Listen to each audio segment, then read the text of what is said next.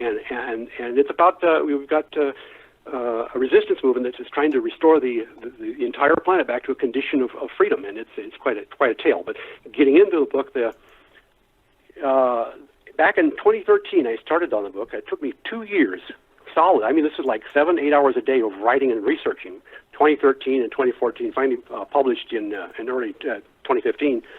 But and one of the editors of the book was impressed because all the tales in the story, and it's really kind of a number of tales that go forward.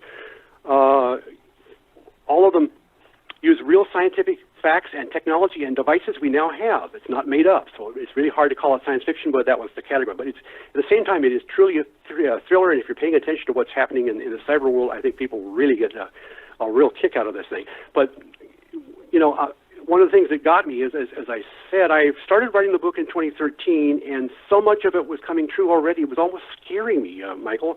My original title was going to be 2025. You know how George Orwell used 1984? I thought, well, this is quite a ways in the future, 2025. And I said, well, we'll just call it there's a reason why the Brotherhood of the Beast was the title.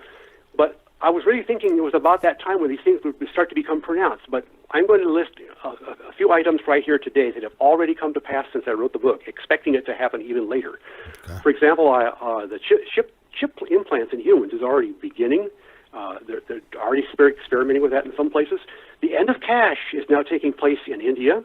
The police are patrolling by drones. That's a fact already. Police cameras are doing face scans. That's begun. They now have these cameras on policemen, but there's a company now that's offering them the ability to identify the person as they're looking at them electronically. Imagine that. He looks at you, okay, Dale, I see your name here. That's already happening now. The internet censoring of websites, we can see that's, at the time it was unbelievable. They would be censoring all these websites. Well, they're happening right now as we talk. We just talked about that a little while ago. And the tracking of cars and people are in progress. They track the GPS in your car. They track the GPS you're holding in your pocket.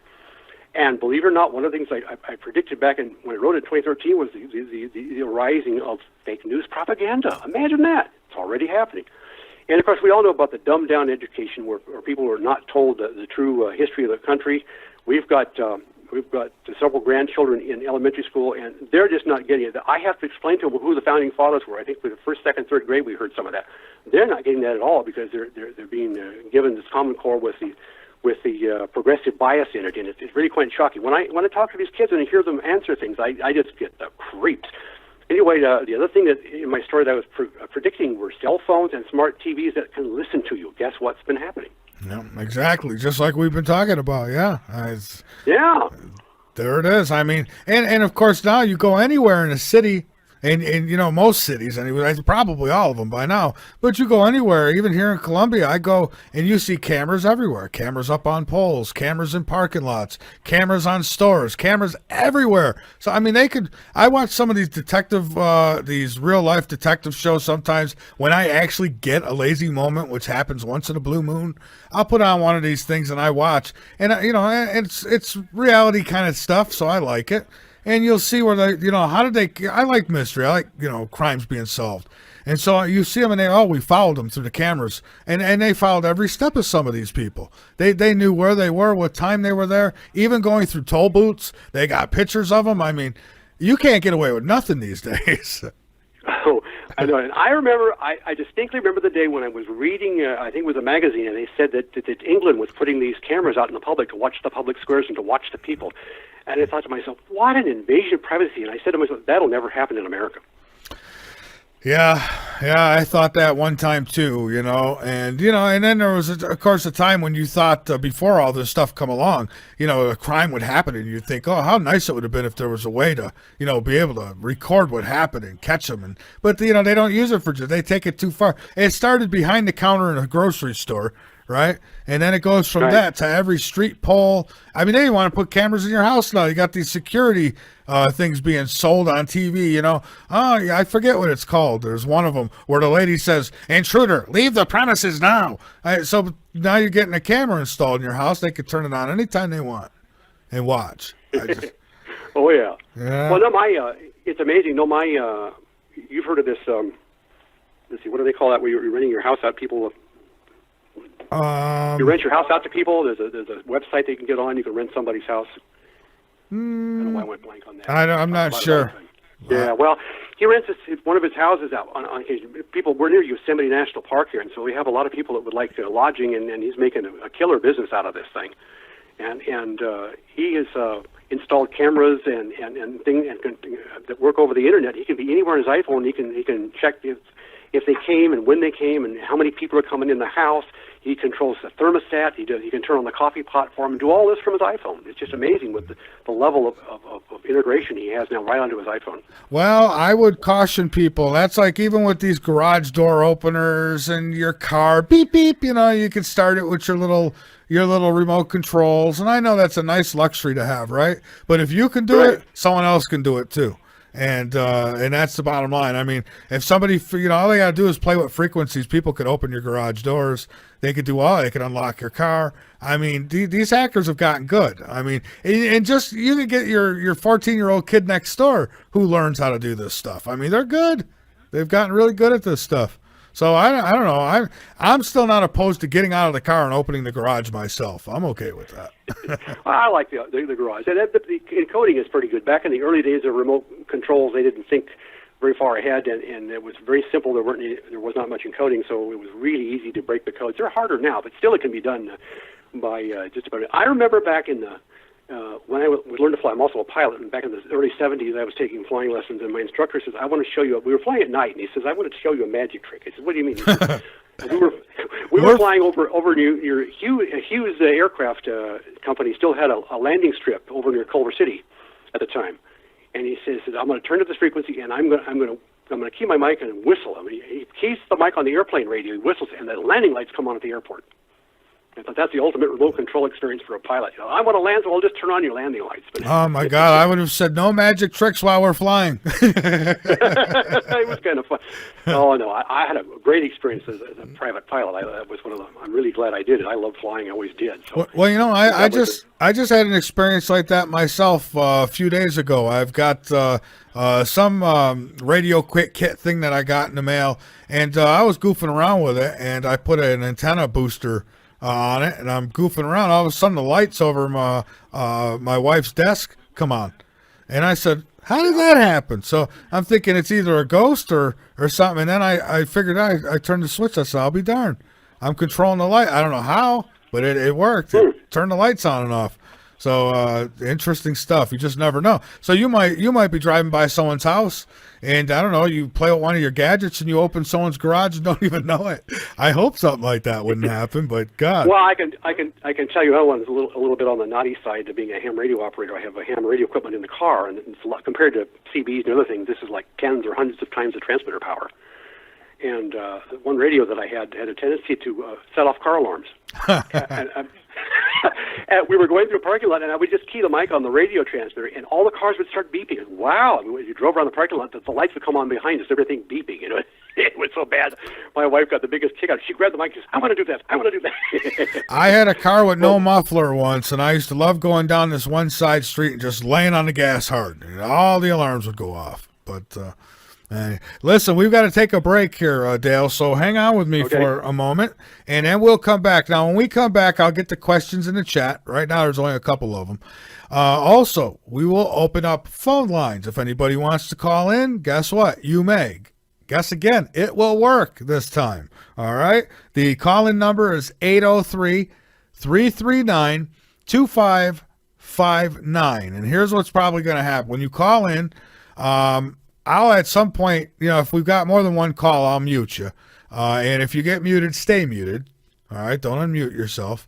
And just wait until I call you on. And it's that simple. You should hear the show and everything while you're waiting, and everything should work out just fine.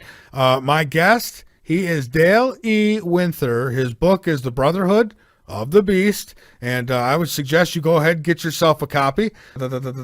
Matt, and this question was asked a little while ago. I'm just getting to it, though. What are your views on the Black Star? Do you have any views on the Black Star?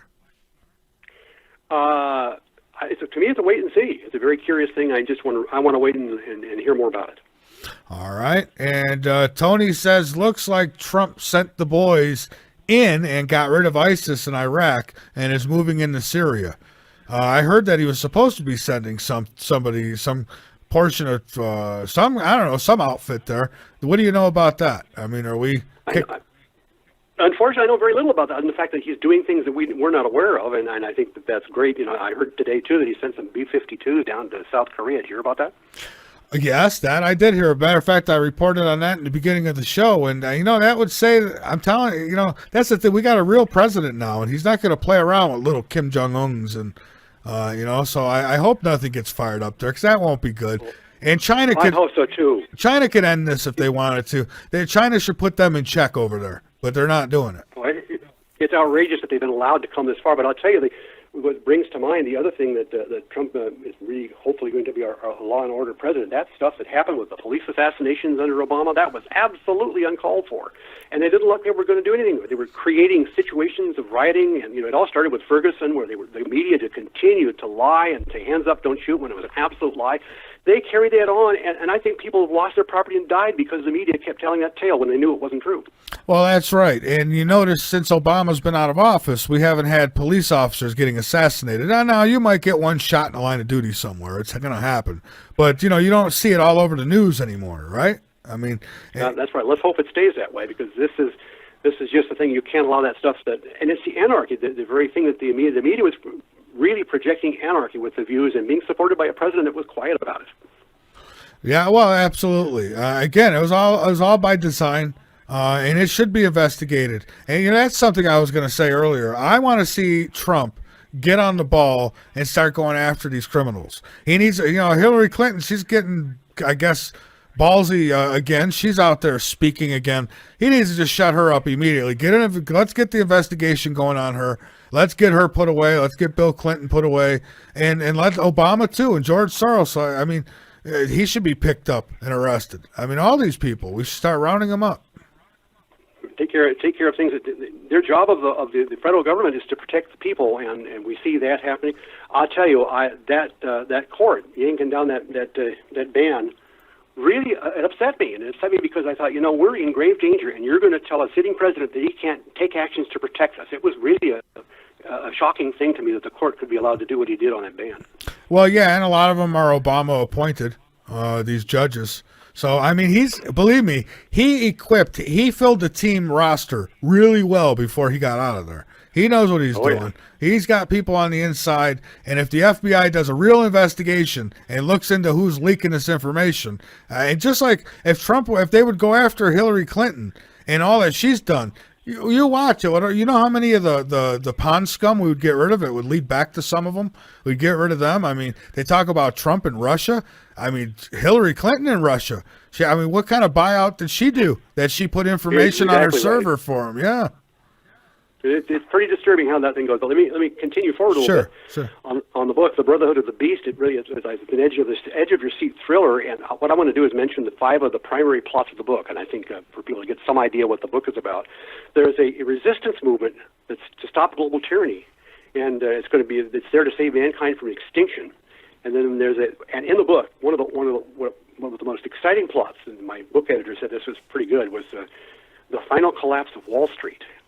Leads to an ultimate global police state. The villains are pursued. The man that caused the collapse is pursued and has a price on his head for most of the entire story.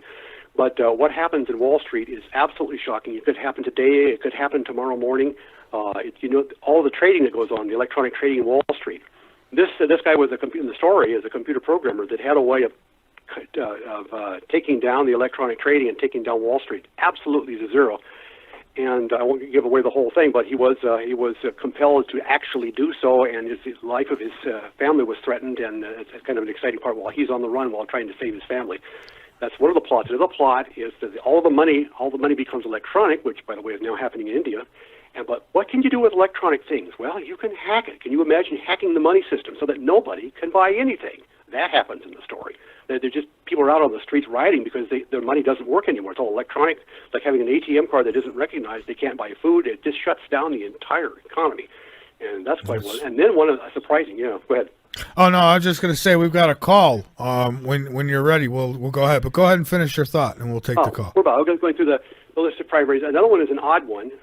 There's a plot in there about people that are late with their mortgages. You know how college loans are not forgivable. The bankers talk the government into making mortgage payments unforgivable, and what they wind up doing is if you're late with your mortgage payments, you're taken away to a work camp and you're working off your debt to the bank, and that's quite a wild story. These kinds of things that are tyrannical, that could happen the way we're going right now. And then there's another subplot in there is the bloody gun war. The United Nations tries to seize all the guns from Americans. They go door to door in the United States trying to take your guns. Just imagine how bloody that's going to be. This is detailed quite well and described how this happens. The gun war becomes a great tragedy in the United States, something worse than the Civil War, and they're using UN soldiers to come into our country and take our guns away. This is quite a story and how it happens. And as we get toward the end, there's a doomsday weapon that's created. It's discovered. There was a discovery at the CERN Super Collider, and of course, me being a scientist, I get into some of the details of how this actually happens and how it goes together. And there's a weapon that's a true doomsday weapon that really makes atomic bombs look like a firecracker. Well, the elites have decided that they want to wipe out most of the people, about at least most of the 7 billion people on Earth, but they're saving these weapons to wipe out the cities. They have it in their minds that we should have nothing but a natural setting. We shouldn't be seeing these buildings. So they're going to be using the doomsday weapons to wipe out all the cities, and that's part of the subplot that carries through there also. There's kind of a mixture of some very exciting things for the reader. Go ahead. All right, and we've got here on the line, it says Lusk in McKinney, Texas. So let's go ahead and take that one. Lusk, welcome aboard. You're on Late Night in the Midlands. Welcome. Hey, Michael. David Lusk, as you so eloquently. Oh, David. Okay, well, it's got it backwards here. I didn't mean to give out last names. I thought that was the first name. Good evening, David. So just so we're all clear here, and Michael, I'm a longtime supporter. I subscribe. $5 a month for many, many, many months. I'm a longtime listener. Well, thank you. I work for a Fortune 35 company, and I specialize in information security. And it's very relevant to the book that your guest has written, and I hope that your listeners will hear me, and we can talk. We can have a conversation. So first thing I want to say is I am from the underground, and the best way to institute change is from the inside out. That's my perspective. So that's where I come from. Having said that, if your listeners or you or your guests who wrote the book are using Gmail or Yahoo or any major service, I strongly encourage you tonight, before I hang up the phone, go change your password. And I say that because of, as you've seen in the headlines, the whole Vault 7 WikiLeaks release. Mm-hmm. The CIA is now publicly known to hack, not just hack, but understand and be able to break the encryption of iOS. So when I say iOS, that's Apple. That's the phone that I'm talking to you on now, my iPhone, your listener's iPhone, and Android. So if you own a Samsung device or any other type of device, your kind government services, they can listen to it. They can turn it into a microphone at any time. And as just one example of that, if you ever happen to notice that little eloquent lightning figure by your phone, not the charging sign, but like the little bolt that tells you that your geolocation services are enabled at the top left of your phone, that is your services from your country listening to you. So I just called to tell you, there's some real world things going on. This man, your guest, has written a book about a lot of this stuff that could happen. And I'm here to tell you that it is happening. Like these people that tell you they're conspiracy theorists, they don't know what they're talking about. It's happening. Like our devices are listening. Yeah. They call it signal intelligence. That's how they're gathering our information. And I'm not saying it to scare anyone, because this is the world we live in. We all live here, right? Like we all use these things. I'm talking to you on my device. So it's not like I'm saying, oh, the sky's falling. And I'm giving people real things that they can do. Make sure that you're using the most current, whatever your operating system is, make sure that it's patched, right? Mm-hmm. And then if you're clever enough to do the whole VPN thing to make sure that your transmission is secured, then that's awesome. But just, people should not be the low-hanging fruit. Use strong passphrases, right? Strong passwords, right? Use multi-factor authentication everywhere you can, including Google, right? That's in the Vault 7 releases where they hack Gmail. Another thing that for your techie nerdy friends that might be listening, Google just released that they have had they calculated the first ever SHA-1 collision, meaning if you're trying to encrypt things, SHA-1 is the encryption mechanism, and we gave it two different things, and we got the same input twice. That's what we call a collision, meaning it's bad, meaning it can be hacked and broken. Mind you, given the context of Google and all their computer services and how they operate in their computer systems, it's clearly highly technical, and the bad guys are highly economical, and it's not to their bottom dollar to use that payload, if you will, right? That way, that device, that technique. Okay. But it is possible. You know what I mean? Yeah, So I hear you. I've battled a lot here. I'll open it up. I don't mean to take up your whole time, but I want people to know that things are real. Things are actually happening. And from the top on down, from the largest corporations, there are people on the inside working to make sure that the regular people, the people that use these things, the people that drive the economy are taken care of. We protect them. And we will rise up from the inside out. Well, good. We're here. And you said my first and last name and where I'm located, and it's fine. Well, It's listen, okay. I apologize. That was an error on the screen, just so you know. It gave me the last name, so I thought, who knows? I mean, I've seen a lot of... No, it's fine. It's fine. It's totally fine. I I'm not worried apologize about for that, but I think Dale wanted to get in on this. Dale, anything you want to add? Well, David, I appreciate what you had to tell us. Yeah, as you know, I've been aware of these possibilities and seen some of these over the years, but I'm so deep into how the programs work and computers having designed operating systems from the ground up that I've been worried about this for many, many years. Then people talk about it, oh, no, that could never happen. Then we see it actually happen and say, oh, that's not really happening. People really do have to take this stuff seriously. Yeah, absolutely. Absolutely. And when you say take it seriously, I mean, I'd hope that listeners out there can realize that I use a Gmail account. Michael, you probably use a Gmail account. I do. And the man that is your, caller tonight, your listener tonight, your guest tonight, I'm sorry, I said the wrong word there. You probably use a Gmail account. Change your password. Google offers two-factor authentication. They offer an app for your phone, right? It's an applicator, if you will. That's the name of it. If you just want to go Google Authenticator, it's an app for your phone. And what it does essentially is when you try to log into your Google account, whether it's email or whatever their platform and service is, you have to hit the app to get a code. You enter in your password, and then it prompts you for a code. And no one, no service, no nothing can get access to it unless you happen to be the DHS or CIA and you've hacked the operating system. But it makes you not the low-hanging fruit. It keeps you off the radar. And I suggest that if you use those services, then you should use multi-factor authentication. And it's an app that you can put on your phone. It gives you a code to log into your email or your Google Calendar or your spreadsheet or whatever it is that you happen to be using. I highly recommend it. People should do that. Yep, he's very good. Very, very good point. You should do that. I got rid of Yahoo about 3 years ago when I got hacked, and it just about blew my mind the way they did it. And so I don't use either one of those. But if people do, they are in danger. Well, I have a Gmail account, but I don't use it. It's just dormant. But again, I mean, I'm out here, I'm doing this show and all that. So, I mean, I can't get away from the technology. All I could do is try my best to protect myself while using it. But, you can only do so much. I don't have a cell phone, so I don't have to worry about that one. But, again, yeah, if you could, Yahoo is horrible. I hate Yahoo, but I still have it. There's another huge vulnerability that just got released yesterday, and I don't want to dive too deep in the weeds here, technically, Michael, so if I do, then please rein me back, please. Sure. But and when I say all, I mean ALL, all web applications, meaning any website that you go to could potentially be exposed to this vulnerability. It just got released yesterday, so it's very new. I'm calling to tell you. It's called Apache. That is the web service that enables a web server to run. And there's a binary library that enables some services, such as file transfer protocol, to upload files to a website. But in this case, it doesn't matter.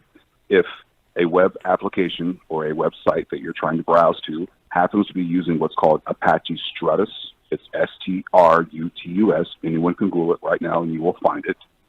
It's hugely vulnerable. And hackers all over the world right now, as I speak to you, are actively exploiting it.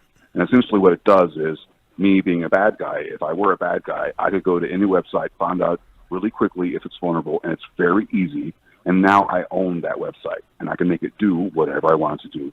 I can make it call home. I can make it a backdoor. I can make it dump all of its passwords. So what I'm telling people, I'm not trying to say the sky is falling. Sure. I'm not the doomsayer. I'm trying to give you actions that you can take. Enable multi-factor authentication. If you run a website, if you have an admin account, if you're an administrator, enable multi-factor authentication.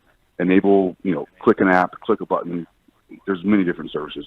Admins are going to know what I'm talking about here, but enable that to where you don't just enter in your username and password. There's this other code that you have to enter, and that will help you.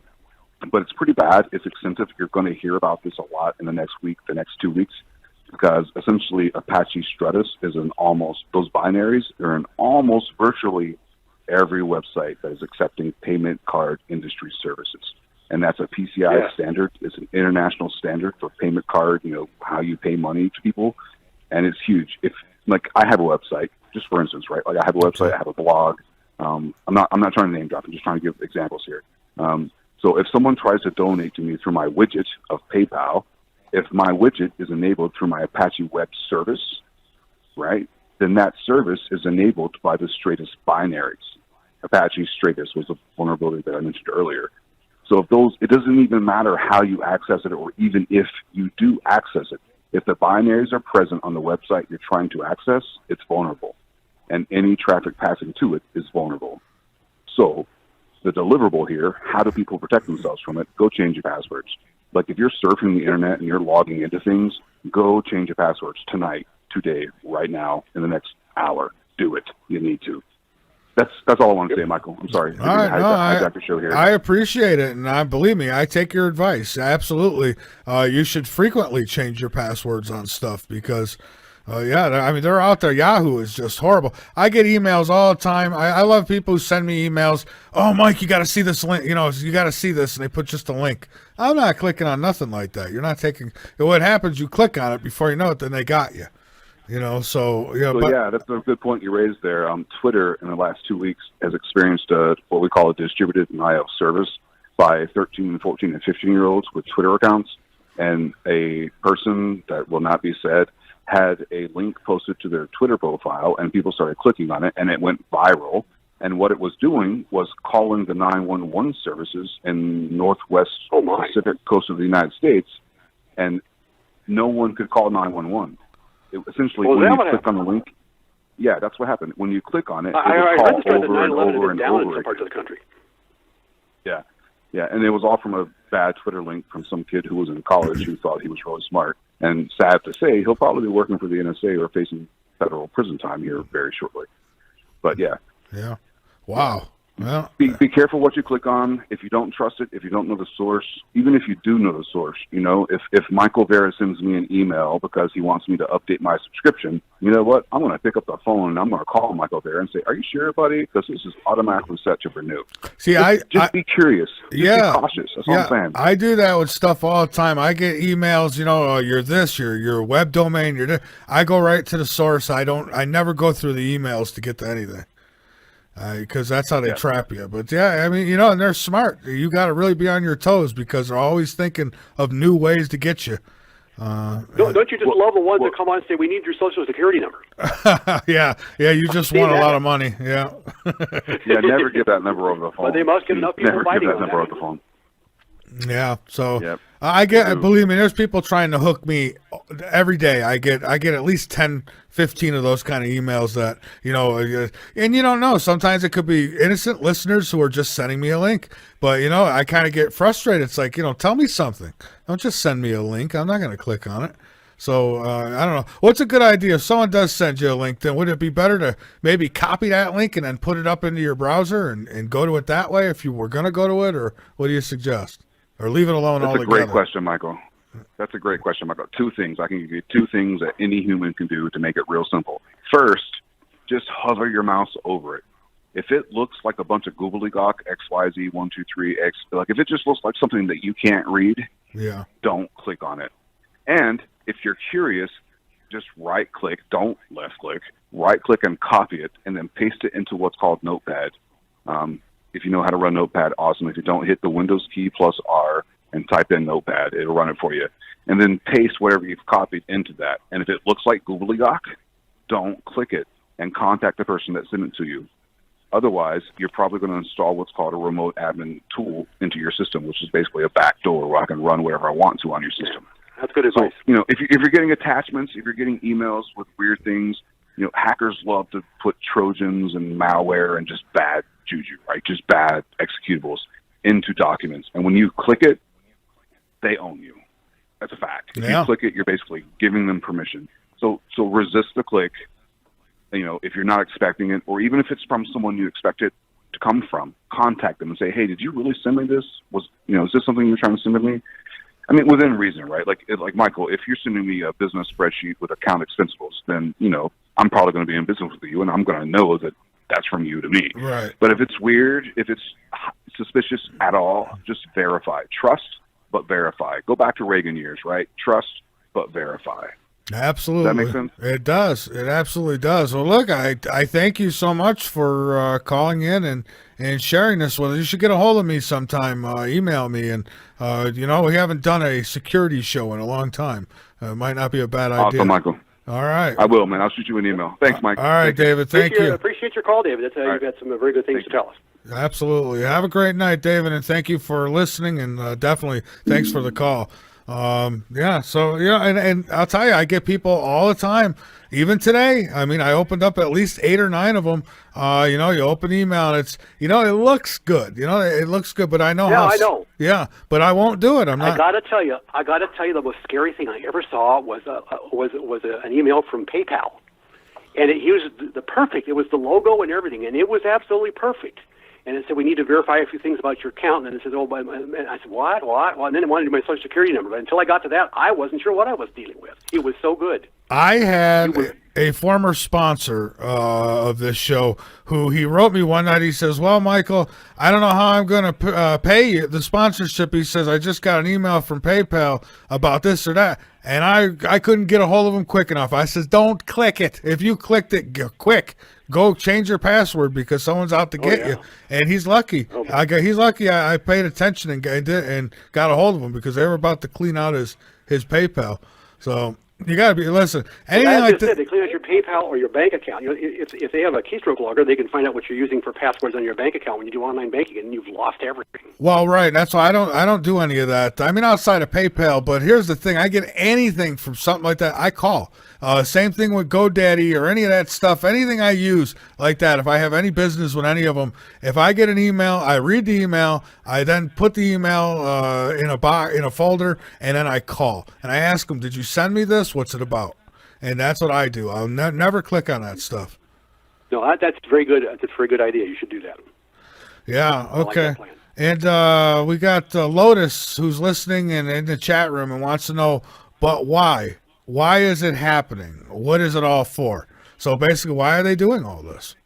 Well, I wanted to know that. I'll tell you, it's shocking. We live kind of in a cloud until they started doing these things. That most people were going to be honest, and only a few people are going to do things like that. You can understand people doing it to get money, but when people do it just to foul people up, that's the part that that part of human nature I simply can't fathom. I do not understand that. Oh, exactly. I mean, and I try not to sound too bad. Like, there's people out who do, they got radio shows and they think it's fun and entertaining to say, oh, they're after me. Black limos are pulling up and they're, and they make up all this stuff. And I'm not going to mention names, but there's those out there that do that. So, that's different. That's just kind of toying with you. But when someone goes on there and does damage to your computer and makes it useless for no gain for them, that really gets to me. Well, yeah. Well, exactly. I've learned. You got to learn from these things, and I have. But I've had my hard drives destroyed from hackers. I've had my internet lines cut outside 800 feet from my house. They dug them up, cut them. That's what happened the first time I tried to talk to you. You weren't on the air, and I didn't know it, and because you're trying to get the cut fixed. Oh yeah, way back then. We talked. Yeah, I remember that. And then I moved, and I got my new studio in play here, and they tried it again. So now, wow, the company was gracious enough to put them right kitty corner. I mean, I'm looking out my window right now, and I could see the box. So go ahead and try to dig it up. You're right in range. Well, that's good. Yeah. Keep an eye on it. That's good. Yeah. Oh, yeah. I mean, it's just amazing. And then you wonder, and here's the scary part, all right? There's somebody who knows where I am who's doing that. Now, who the hell would that be? I mean, you speculate, then you become a conspiracy theorist, right? So, right. I don't know. Maybe it was a woodchucker. Can't win. Yeah, maybe a rat dug him up and chewed him. I don't know. But it happened. So anyway, back to the plot for a little bit here. Sure. So what happens is people are having. We're going now. This could happen any time where we finally. I think if you look at the globalists, what they're trying to do is take down the United States, and we're the last major piece of the pie they need to get. If they can get us and get all the smaller countries, they've got a global government in place. That's what the EU was trying to do. That's what Soros was trying to get together, and they had to, and they've been very good about it. I mean, for the last 20, 30 years, they've been working on the United States. How do we get control of America? And once they do that, we're kind of done for. But living in that world, which in my story occurs because of the takedown of Wall Street. I mean, one day the whole thing goes to zero, if you can imagine it. But anyway, people get into this global tyranny and the global police state, and here's how they have to live. You're walking around, you walk around outside, and walking next to you are speech spies. They record you, a little recorder, and they can record what you're saying. It has a GPS receiver, so they can time tag a clock. They can time tag where you are. They can time tag what you said, and they also will know who you are. And so even when you're just walking around somewhere, you can't get away from the prying eyes of the global police state. But another thing that happens in the story is that marriages are state-sanctioned only. They verify your DNA before you're allowed to marry because they want to make sure that you'll have the right kind of children, and the children that will be more or less tame and docile and subservient to the government. They don't want any type 1 babies to be born. But what gets worse is once you're married, you get to a wait list. You have to wait for a baby because they're trying to control population, and there's a quota on the death count versus the birth count. And they want to control all that. And if you have a baby at the wrong time, if you do not have a baby-making license, then they find out they can kill the child up to the age of 3, euthanize your child, because you weren't allowed to have that baby then. Oh. It gets pretty serious. I mean, it sounds crazy, but it wouldn't take a whole lot in this global police state thinking to get to things like that. The churches are really been changed. The churches don't the purpose of churches is to educate the public about the latest laws, because, as you know, people like to make laws all the time, especially as you go into a left direction. It's laws, control, control, control. Well, it's mandatory that everybody attend the church. It's mandatory that they all tithe, and this tithing amount goes to support the people who are controlling the planetary government. It's extra money, and if you don't tithe, you will be taken to jail, if you imagine a thing like that. So churches, if you worship God, if you're caught worshiping God or having a Bible study, you get the death penalty. They only want the only God that is allowed to exist is, of course, in the story, the beast. And I told you, the beast is a group of people that control the entire planet. But there is the God. You must, basically, if you translate that, you must worship the government and how smart and how wise the government is. Otherwise, if you have a spiritual God, that means you might be doing something on your own, acting on your own belief, think somebody else is guiding your life, and that's a death penalty for that. And believe it or not, in the story, and people will see the parallel to the things that they know, as far as this is not a Bible prophecy book, it just has parallels to it.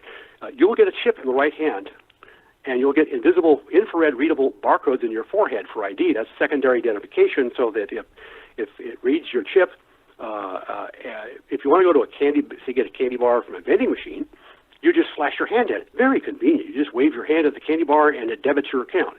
If you're making a major purchase, then the check stand at the store also has a camera that it can read the barcode that's embedded in your forehead. And that's 2-point ID to make sure that because of the value of the amount of money, they want to make sure who you are.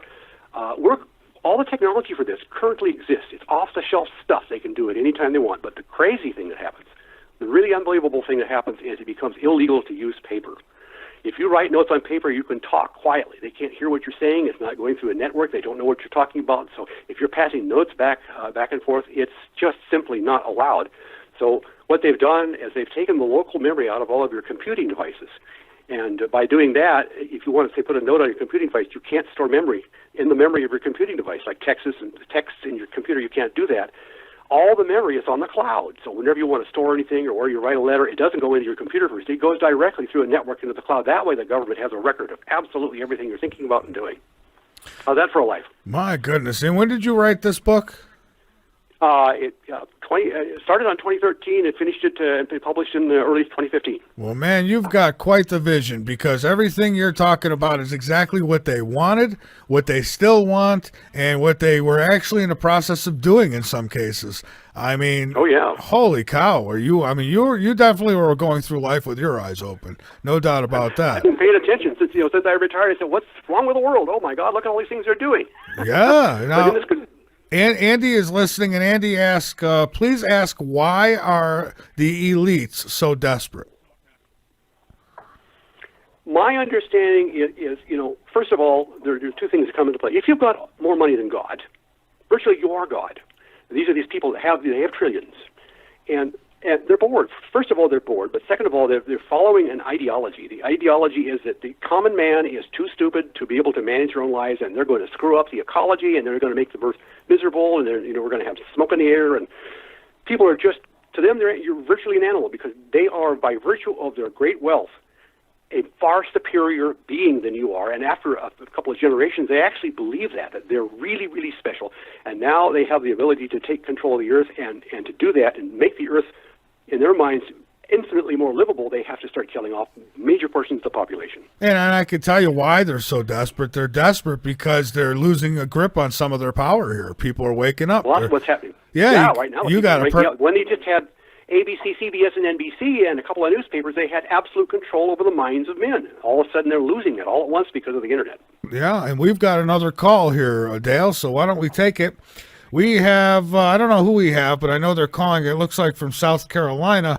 Welcome aboard, 864 area code, first name, and I believe it's Greenville, South Carolina. Is that right? Yeah, it is. Hi, my name's Dave. Well, welcome aboard, Dave. Hi, Dave. Yeah, I just want to say that my uncle, he works for the NSA, and I've learned a lot of things from what he's told me about how the elitists are taking over America. Okay.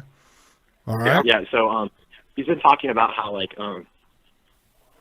people in the NSA headquarters they've been monitoring a lot of people especially people who participate in this kind of knowledge sharing where the elitists are being exposed.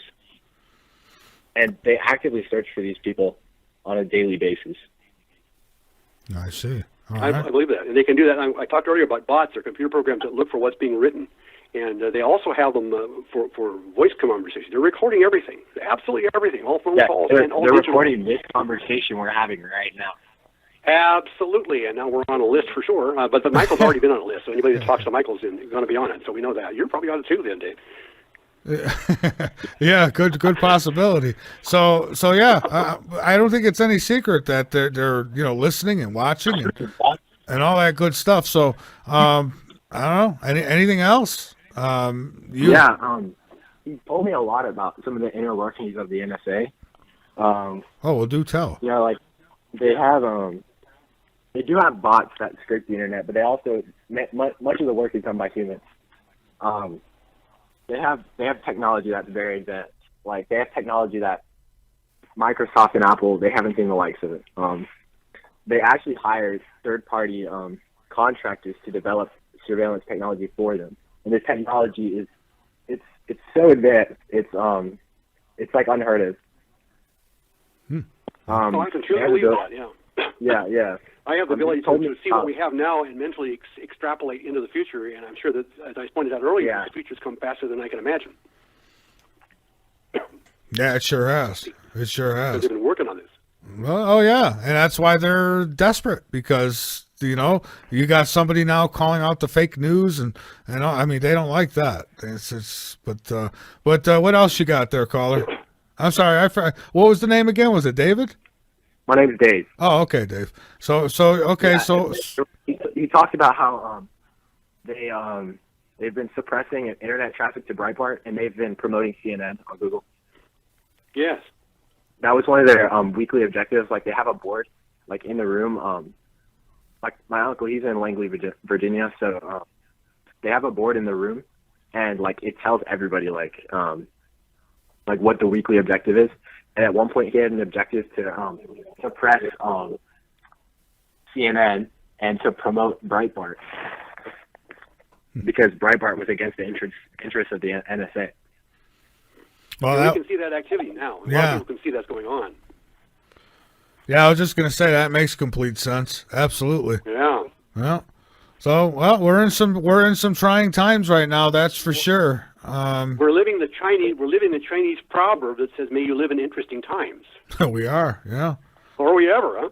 Break open that fortune cookie. We're there. Oh boy. Yeah.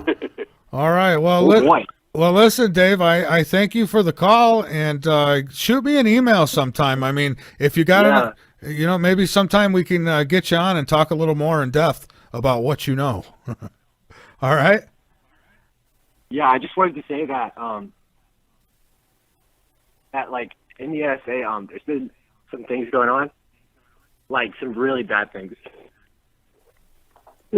Well, I would agree with you on that, but I have got to move on. We've got another call we've got to take, and I don't know. I don't know. Did you hear us? I think we were running in the background there. It was getting a little confusing. So let's go ahead and get our next call. This one is coming from Colorado, 719 area code. Who do we got? It's your best friend, Mad Martian. Hey, what's up, Gary? I gotta tell you, it's a good show, and it's fitting, and I don't mean to interrupt. It's a good show. But, Michael, I just had to. You know why? Because the fake media, the fake news is at it again. Like, the globalists are getting desperate. Yeah, so the ones that own Premiere. Do you want me to tell you of an interesting phone call I just got 10 minutes ago, Mike? Sure, why not? Go for it. By the producer of Coast himself. You know, he calls me up. Oh, you sent an email saying, you know, that after that little debacle situation that went on, you know, especially with me and them. That wasn't with you, but and you know that. You're my brother. Now, to your guest, I apologize. Please give me a couple minutes. This is important because, Mike, this is only the tip of the iceberg, and you're worried about what happened to your show a couple times. Now, tell me, Mike, was that or was that not after, to jump off the subject for a second, after you helped break the story about your phone lines and shit like that to help disrupt your show? Was that before or after? Before or after what? You broke the story and helped confront you-know-who. Oh, well, that was well after that. Thank you. Yeah. What did I warn you about? And I reminded you about a nice little personal mailing not too long ago. What to expect. What things could be done to you, and most likely would, in some odd ways. You have a direct connection, my friend, to that answer. And so does everyone else listening to this. And at the tone of my voice, you should understand by what I'm just going to tell you now about the phone call I just received 10 minutes ago. Again, by the producer of Coast to Coast regarding that email. Mr. Nori on your show, did he or did he not, Michael, for the record, tell you to tell me to email him on your show a couple weeks back? Yes, he did. Yes, he did. Thank you. And that was because of the question, which was what? Why was Man Martian banned from the show, correct? Yes, Gary. Absolutely. Thank you very much. Now, I'm pulling this on the record, one. You're a witness, two, and I'm sure that, you know, that slimy dude is listening now. Maybe he expects it, but he needs to know. I'm not going to be played like how you tried to play me. Okay, I'm not talking to you, Mike. He knows who he is. I'm not going to be played how you play me or this subject. Now, he tried to say that he didn't even know that George was on your show at first. And I'm like, dude, you're the one that's effing calling me. Okay, what do you want? I had to send my guest away because I had to talk to this clown. And he is a clown. He's a disrespectful clown on top of it. Michael, no offense. Your words about Nori are wrong. He has not changed. He is not better. He is not good. And there's no rules to that except for which they want to apply to you, golden carrot or no. Why was your show messed up in the past? Because it's something you won't give up on. Gee, why was it such a hard thing to twist and follow that you would be offered a deal by Art Bell, which you exposed that conspiracy of Hoagland seeming to be in charge? Now get this. After all that, Mike, this phone call is incredible. He goes, you sent a letter saying that you were banned. You were never banned. I said, yes, I was. Why do you think I had to call in several times on the different names? Which is why I'm sure you're calling me, is because about the videos that you stripped down again. And which I'm in the process of getting back up. And I laughed. And he says, no, we're not. We have not done that. I said, sir, can you give me 5 minutes? I'll email you screen captures of the emails I got of you guys premiered there of Coast to Coast AM tearing down my videos. The ones that happened to be when Hoagland slandered me. And when once I said that, guess what, Mike? Guess what, audience? He went on the defensive, to distance himself, sorry, I don't know if I came in an echo. He went into self-defense mode to distance himself, told me to calm down, right? And I was being calm. I thought maybe he was hopefully going to ask me on to be on the show, right, Mike? But get this. He goes, Richard Hoagland is not a part of our show, and there's nothing we're responsible. I was like, oh, so now you're saying that you know more about it, but yet you just want to distance yourself from Hoagland, and that he has nothing to do with what he said as your science advisor. Remember, Mike, when he said, Gary, I got to hurry though because I do have a guest on, and yes, I do. I just wanted this to be on the record for your knowledge, Mike. All right. Well, I don't. And you know, well, hey, It is what it is. And like I said, when flames fly, you're my brother. But brother, you better be knowing where you stand when the fight comes, my friend. And everyone else out there, get ready because things are going to heat up. This guy is worried that I'm taking him to court. Deservedly so. That's all I'm going to say. As the update to you all, and Michael, you needed to be aware, and so did the audience. Good night, and sorry, guests. Keep up the rocket show, and yeah, they're all fucking us. So let's fix it. All right, thanks a lot. You just broke my golden rule and you F-bombed. That's not, that wasn't really cool and not good. So don't, please, folks, when you call in, no F-bombs. That's going to get your number banned, and I don't want to do that, but I've got affiliates who pick me up, and, you know, they send me a fine. You'll be getting it. All right, so let's get back to it. Dale, that was Gary. He's been a guest here, and he's got. Yeah, I've heard Gary on before. Yeah, he's a good guy. He gets very, I don't know, passionate, I guess you could say. But yeah, that he does. well, listen, we do have to take our last break, so I apologize, but he was actually calm tonight, so that was good.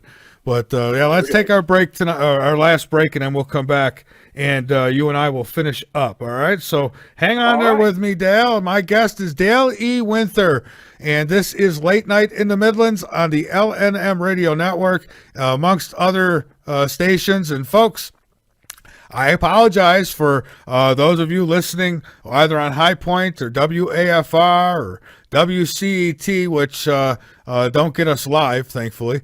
But I do apologize. Occasionally, sometimes things get through, and I try my best to catch it. What do you know? You know, sometimes people get passionate, things get out there, but it's still no excuse, folks. You've got to, when you come on this show, you call in or what have you. You've got to keep it clean. You can't talk like you're out at the garage with your buddies. You've got to keep it real. I don't know, talk like you would if you were in church. That will work. All right. So we're going to take this break. We'll be back. This is Late Night in the Midlands, folks. Don't go away. All right, we are back. This is Late Night in the Midlands, and I am Michael Vera, and I do welcome you all. And if you're just tuning in, well, you've missed most of the show. We don't have a whole lot of time left, but we got a little time left. We could still take calls, but then I will get to the phone in just a minute. As a matter of fact, we got somebody sitting there. But I have to say this. I do have the ability to block numbers, and I promise you I will. If you abuse calling in, you know, we've got to keep it clean, family oriented. You know, an occasional ass or something like that. Certain words, I guess, are okay occasionally. F-bombs are never okay on this show, and will make me hesitate to take your calls again if you do that. So please don't put me in that position, and we'll do just fine. All right. So my guest, Dale E. Winther. His book is The Brotherhood of the Beast. We have him linked up over on LateNightInTheMidlands.com as well. And Dale, we have another call here, so I'm going to go ahead and take it. We have 571 area code, looks like Virginia. Welcome aboard. Who do we have? Hi, I'm Dan. Hi, Dan. My uncle works. Oh boy, we've got them all. We got all the jokers now. Hey kid, it's just about your bedtime, so you might want to go get mommy, get your diaper changed, and get yourself ready for school tomorrow. Okay? All right. So, Dale. Anyways, anything else? A short call. Yeah, that was a very short call. We got the clowns out tonight. What are you gonna do? So, but anyway. Yeah, go ahead. I got a little bit more here, a little bit more on the life in the near future in this control society that we could be in for very shortly. Yeah, they're using mind reading chip implants, and believe it or not, this is patented. There are certain types of mind reading, and you can find the patent.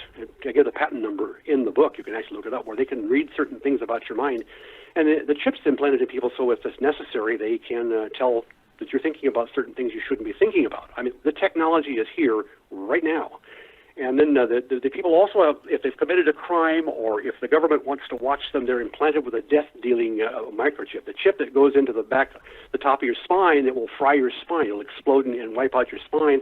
And the command gets to you through any cell tower. So if you're near any cell tower and they decide that they want to do you in because you're not coming back as you're supposed to into the government or you're going somewhere where you're not allowed to go. They just call up a number and put out a code over a cell tower, and that little chip explodes in your spine. That's the end of it. That technology is also available. And this is one that gets to everybody, is that the juries are pretty much replaced by computers. You remember we talked about bots and being able to read everything. If the legal system can read everything you said and did for the last several years, they can make decisions on your probability of guilt or innocence.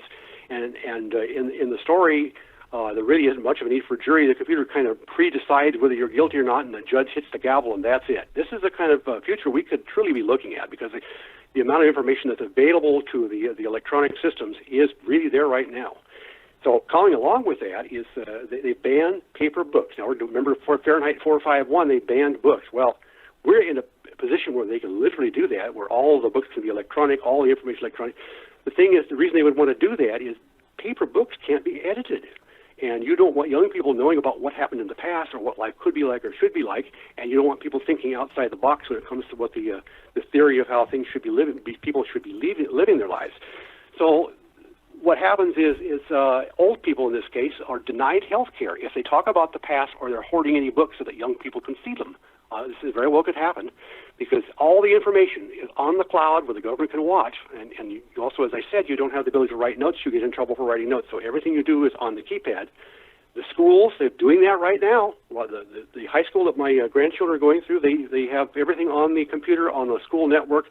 They don't write anything on paper. They don't even take it home, so the parents can't tell what's going on. This is already here. It's just the next step is not allowing anybody to use paper, or not anybody to use a paper book, because after all, books can't be changed, and if the government wants to change a school lesson to make it more politically correct, they can change it instantly, and then the child gets the correct message. We're really quickly moving into that kind of a world. Country living is really forbidden for most people because it's too hard to control people when they live out in the country. They have ideas of freedom and fending for themselves, and they're apt to have guns and all kinds of terrible things and ways that they're not compatible with the global government thinking. So it's very discouraged for people to live in country. They're all sucked into small apartments in cities, and we can see some of that action taken out too. So anyway, as I mentioned before, people's digital records are all scanned constantly for crimes. There's an entire industry that is a machine that sits there and looks at what people have said and done and envisions connections in there that could be a crime and call you in to have you prosecuted. So you could have done nothing, but because of some of the things you said 2 or 3 years ago, they're going to find it and say, did you do this? Well, you've committed a crime. It gets really exciting, though, because they have people that abuse that system and get control over the people that run these systems. And there's a tolerance, there's a threshold that's set. How bad does this person have to be or not be to be called a possible criminal? They can adjust that threshold if you pay them enough money, and you can get rid of your enemies.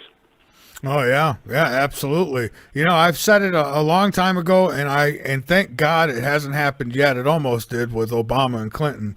But I said, they would go after the net and they would go after the guns, and when they got those two things, everything else was going to be real easy. So I'll tell you've been spot on. Now I do want to say to people, if you've called in once tonight, that's good enough. I don't want people repeat calling in. So one call per person per night, just for the record. And also another little tidbit of a note in the chat room, latenightinthe-midlands.com. If you're private messaging me, you're only doing it to give me a question for the guest. I can't hold a conversation with you, nor will I. So if you want to have a conversation, you've got to email me for that. latenightinthe-midlands@yahoo.com or mv@latenightinthe-midlands.com. But not going to hold I'm live, folks. That's just be very unprofessional to be sitting here typing through the whole show. I'm not going to do it. So if you got a question, fine. Otherwise, don't private message me, please. And I can only be so nice about it. I don't know how else to put it, except for that I can't do it now. So we do have another call here, and so I want to take it, Dale, real quick. I think I want to take it. Okay. Let's see what happens. 864 area code. You are on Late Night in the Midlands. First name, where you're calling from. Hello, my name's Dave, and I'm calling from Greenville, South Carolina. I just wanted to say that. Yeah, I know, but you've already called in, and like I said, I can't take double calls for the night, and so I don't, because otherwise you get people, oh yeah, and I forgot to say this and forgot to say that, and before you know it, the show becomes just a mess. So sorry about that. Try us again tomorrow night, and maybe we can bring you back on. But we already talked to you, Dave. But I do appreciate it. I thank you for listening and calling. But yeah, I can, if I do it for you, I'll have everybody calling back in, and I don't want that to happen. So, well, Dale, I'll tell you what, we're getting near the end here. I guess we won't take no more calls tonight, because we just won't. But I want to give you the floor to get out anything that you'd like. That's for sure. So any place else you want to go, the floor is yours. You've got we've got about another 10 minutes here. Okay, we have time to work it all in. The end of the world plan, the evil plan, what the elites want to do. I call it the evil plan to end the world, and how this is covered in the story is that drones are will deliver human DNA tagged death spray. It's a biological weapon that tunes into the human DNA, only kills people. It spares the poor little animals. And there's a whole plot to get out there with drones that spray humans. That's how they clear the countryside of human life, but leave the poor little animals alone. So it's a DNA-adjusted killing bacteria. So those things are possible now, and that's part of what happens in the plan, that coupled with the drones. And the large cities are going to be eliminated from the be no longer in these city skylines because of the doomsday weapon that was discovered by accident at CERN. They're going to use those to blast all the cities off the base of the earth and kill the people in the countryside with the death spray. And then the elites and their workers. Now, the elites that run all this have to have workers to maintain things, keep things going into the future. So they've got 1 million or so people that are scientists, engineers, and hard workers that can do these things. They've built a phenomenal, and this will absolutely blow your mind when you read this about this nuclear-powered underground city that they bring their people, the people that are privileged to survive the massacre of humanity. In an underground city that's nuclear-powered, and it is really all the bells and whistles you want in an underground civilization built just for the people that are lucky enough to be part of the support team for the 6 elites that want to do in the world. And their plan really is to kill billions of humans, and it's all set forth in the book how they're going to do it. And if you want to find out how they do it, it's in the book. It's an exciting romp, and how they do it, and how they get stopped, how we get saved from all this. I don't want to give away the end of the story, but it's a really good read. I think people would really enjoy that. It's quite a thriller. You can get the story, The Brotherhood of the Beast, on go to www.thebrotherhoodofthebeast.com, or you can click on the photo of the book on Michael's homepage. Down at the bottom of the homepage, we have an ad up for the book. 2 ways to get the book. And while you're on the book website, you can look at it. You'll read more about what this is all about, and whether you choose to purchase their book or not, I encourage you to sign up for Stories About the Future. There's a place where you can leave your email number, and I'll start coming up with a newsletter and keep people posted on where things are headed. I see. All right. Well, and I've got you linked up on our website. Also, I've had you up on our YouTube screen all night, the website and the book cover, and so people should have no problem getting to you. Listen, Dale, I thank you so much for being here tonight, and I'm not kicking you off yet. We still got a few more minutes. But yeah, so, I mean, it's amazing, if people open their eyes, what they see, and, your eyes are obviously open, because everything everything that you've mentioned tonight would, some of it is happening, but all of it would be happening if things had gone the other way, this last election. I got to tell you, I got to tell you that after this election was all over, I sat for a minute, I said, what if Hillary would have won? And I just got a cold chill. I just thought, my God, I said, we wouldn't have any defense against this. Me too. Oh, well, and people are like, oh, well, it'll be a bad 4 years or a bad 8 years. I said, no, you kidding me? It would have been. It would be the trigger into my story. Yeah, well, first off, she would have put some judges in place, Supreme Court judges in place. Your next chance might be 40, 50 years from now, but here's the problem. Right. That wouldn't even happen, because most of the youth in this country would be brainwashed by then. I mean, it would be the norm. They wouldn't, like it is for the Obama babies, These are the ones who are protesting now because it's the norm for them. They think it's okay. It's the way it's supposed to be.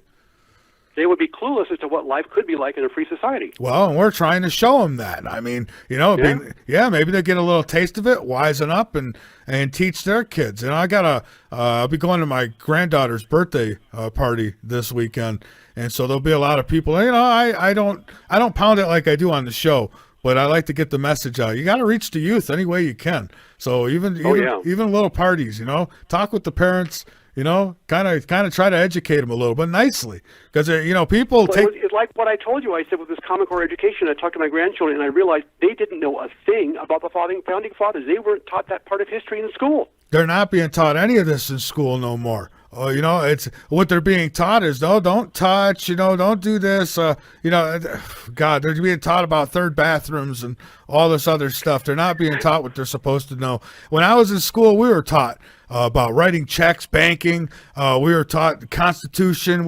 All this stuff. And it's like, no, I don't know. I mean, these kids, they don't even want to stand up for the pledge anymore. I mean, it's just, I don't know. And in California, the judge made take wearing the American flag in a school illegal. Well, you know, he's lucky my kids don't go to that school because I'm one of them parents. I have no problem coming in the office, and you know, let's just say I've been escorted out a couple times. Yeah. Yeah, I'm afraid I would have had some problems in school too. I had enough problems as it was when I was in school, but boy, in this climate, I think I'd have been incorrigible. Oh my God! If I was a teenager growing up now. These schools, they wouldn't like me because, I mean, I remember going to school with I had a jean jacket, had the American flag on the back, and, you know, we're always patriotic. Now, all of a sudden, it's supposed to be a bad thing to be patriotic and to love your country. No, you should love the world. And, okay, I do love the world, but I love my country first because I live here. Well, if you're patriotic, you're a criminal. Some of the documents say that the bad people are the patriots. Yeah, exactly. That's what they were teaching. So hopefully we'll get it turned around. This is going to be a hell of a fight. Hey, any plans on another book? Well, not in any near term. Actually, I started on another one, but I'm about halfway through it right now. Okay, well, good. Well, I'm looking forward. Well, you're just so good at. I mean, you've seen the future because what you've got in the Brotherhood of the Beast. I mean, you're dead on. So you know, I'm looking forward to the next piece of work from you.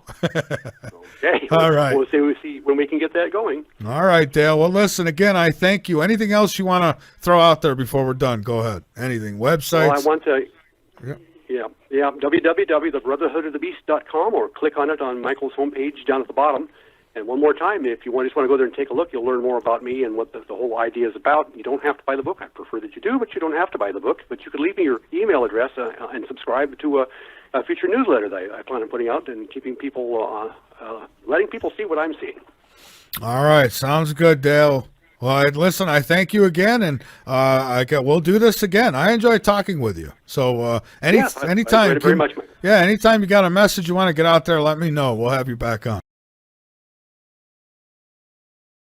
Happened, how they got control of every country and every dollar on the planet, and it's about we've got a resistance movement that's just trying to restore the entire planet back to a condition of freedom, and it's quite a tale. But getting into the book, back in 2013, I started on the book. It took me 2 years solid. I mean, this is like 7-8 hours a day of writing and researching. 2013 and 2014, finally published in early 2015. But and one of the editors of the book was impressed because all the tales in the story, and it's really kind of a number of tales that go forward. All of them use real scientific facts and technology and devices we now have. It's not made up, so it's really hard to call it science fiction, but that was the category. But it's at the same time, it is truly a thriller, and if you're paying attention to what's happening in the cyber world, I think people really get a real kick out of this thing. But you know. One of the things that got me is, as I said, I started writing the book in 2013, and so much of it was coming true already. It was almost scaring me, Michael. My original title was going to be 2025. You know how George Orwell used 1984? I thought, well, this is quite a ways in the future, 2025. And I said, well, we'll just call it there's a reason why the Brotherhood of the Beast was the title. But I was really thinking it was about that time when these things would start to become pronounced. But I'm going to list a few items right here today that have already come to pass since I wrote the book, expecting it to happen even later. Okay. For example, the chip implants in humans is already beginning. They're already experimenting with that in some places. The end of cash is now taking place in India. The police are patrolling by drones. That's a fact already. Police cameras are doing face scans. That's begun. They now have these cameras on policemen, but there's a company now that's offering them the ability to identify the person as they're looking at them electronically. Imagine that. He looks at you, okay, Dale, I see your name here. That's already happening now. The internet censoring of websites, we can see that. At the time, it was unbelievable. They would be censoring all these websites. Well, they're happening right now as we talk. We just talked about that a little while ago. And the tracking of cars and people are in progress. They track the GPS in your car. They track the GPS you're holding in your pocket. And believe it or not, one of the things I predicted back when I wrote it in 2013 was the rising of fake news propaganda. Imagine that. It's already happening. And of course, we all know about the dumbed down education where people are not told the true history of the country. We've got several grandchildren in elementary school, and they're just not getting it. I have to explain to them who the founding fathers were. I think for the first, second, third grade, we heard some of that. They're not getting that at all because they're being given this Common Core with the progressive bias in it, and it's really quite shocking. When I talk to these kids and I hear them answer things, I just get the creeps. Anyway, the other thing that in my story that I was predicting were cell phones and smart TVs that can listen to you. Guess what's been happening? Yeah, exactly. Just like we've been talking about. Yeah. Yeah. There it is. I mean, and of course now you go anywhere in a city, and most cities, anyway, probably all of them by now, but you go anywhere, even here in Columbia, I go and you see cameras everywhere, cameras up on poles, cameras in parking lots, cameras on stores, cameras everywhere. So, I mean, I watch some of these these real life detective shows sometimes when I actually get a lazy moment, which happens once in a blue moon. I'll put on one of these things and I watch, and it's reality kind of stuff, so I like it. And you'll see where I like mystery. I like, crimes being solved. And so you see them and we followed them through the cameras. And they followed every step of some of these people. They knew where they were, what time they were there, even going through toll booths. They got pictures of them. I mean, you can't get away with nothing these days. Oh, I know. And I remember, I distinctly remember the day when I was reading, I think it was a magazine, and they said that England was putting these cameras out in the public to watch the public squares and to watch the people. And I thought to myself, what an invasion of privacy. And I said to myself, that'll never happen in America. Yeah, I thought that one time too, and then there was, of course, a time when you thought before all this stuff come along, a crime would happen and you'd think, oh, how nice it would have been if there was a way to, be able to record what happened and catch them. But they don't use it they take it too far. It started behind the counter in a grocery store, right? And then it goes from that to every street pole. I mean, they want to put cameras in your house now. You got these security things being sold on TV, Oh, I forget what it's called. There's one of them where the lady says, "Intruder, leave the premises now." So now you're getting a camera installed in your house. They can turn it on anytime they want and watch. Oh, yeah. Yeah. Well, no, it's amazing. No, you've heard of this, let's see, what do they call that, where you're renting your house out to people? You rent your house out to people. There's a website they can get on. You can rent somebody's house. I don't know why I went blank on that. I'm not sure. Yeah, well, he rents one of his houses out on occasion. We're near Yosemite National Park here, and so we have a lot of people that would like lodging, and he's making a killer business out of this thing. And he has installed cameras and things that work over the internet. He can be anywhere on his iPhone. He can check if they came and when they came and how many people are coming in the house. He controls the thermostat. He can turn on the coffee pot for him and do all this from his iPhone. It's just amazing with the level of integration he has now right onto his iPhone. Well, I would caution people. That's like even with these garage door openers and your car, beep, beep, you can start it with your little remote controls. And I know that's a nice luxury to have, right? But if you can do it, someone else can do it too. And that's the bottom line. I mean, if somebody, all they got to do is play with frequencies. People could open your garage doors. They could do they could unlock your car. I mean, these hackers have gotten good. I mean, and just you could get your 14-year-old kid next door who learns how to do this stuff. I mean, they're good. They've gotten really good at this stuff. So I don't know. I'm still not opposed to getting out of the car and opening the garage myself. I'm okay with that. I like the garage. And the encoding is pretty good. Back in the early days of remote controls, they didn't think very far ahead, and it was very simple. There was not much encoding, so it was really easy to break the codes. They're harder now, but still it can be done by just about it. I remember back in when I was learning to fly. I'm also a pilot, and back in the early 70s, I was taking flying lessons, and my instructor says, "I want to show you." We were flying at night, and he says, "I want to show you a magic trick." I said, "What do you mean?" He says, we were flying over near Hughes aircraft company still had a landing strip over near Culver City at the time, and he says, "I'm going to turn to this frequency, and I'm going to key my mic and whistle." I mean, he keys the mic on the airplane radio, he whistles, and the landing lights come on at the airport. I thought that's the ultimate remote control experience for a pilot. You know, I want to land, so I'll just turn on your landing lights. But Oh my God! I would have said no magic tricks while we're flying. it was kind of fun.